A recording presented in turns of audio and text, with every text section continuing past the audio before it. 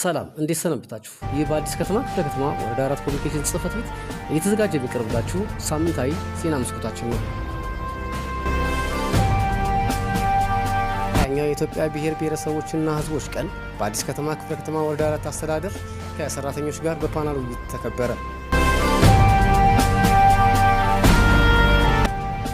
የወረዳው ህብረተሰብ ተሳትፎና በጎ ፍቃድ ማስተባበሪያ ጽሕፈት ቤት በተቀናጀ ብሎክ ስታንዳርድ ማስጠበቂያ ሁለተኛ ደረጃ በመውጣቱ የዋንጫ ተሸላሚ ሆነ።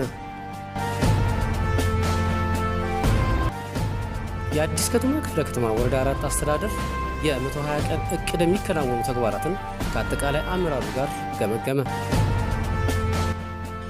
ትውልድን በስነ ምግባር ተቋምን በአሰራር በሚል መሪ ቃል በአዲስ ከተማ ክፍለ ከተማ ወረዳ 4 አስተዳደር የጸረ ሙስና ቀን ተከበረ። የወረዳው ጽዳትና ውበት ጽሕፈት ቤት ህዳርን ንጹህና አረንጓዴ እናድርግ በሚል መሪ ቃል የህዳር ጽዳት ንቅናቄ ተካሄደ።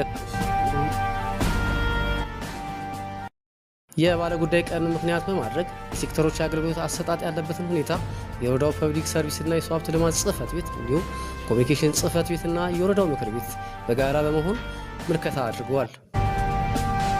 የኑሮ ውድነት ጫናን እያቃለለ ያለው የቅዳሜና እሁድ የሰንበት ገበያ በአዲስ ከተማ ክፍለ ከተማ ወረዳ 4 አስተዳደር ተጠናክሮ ቀጥሏል።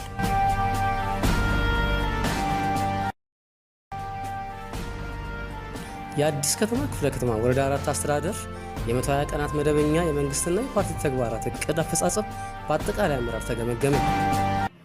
የተከበራችሁ ተከታዮቻችን ከሳምንታዊ የዜና መስኮታችን ጋር አብራችሁ ስለነበራችሁ እናመሰግናለን።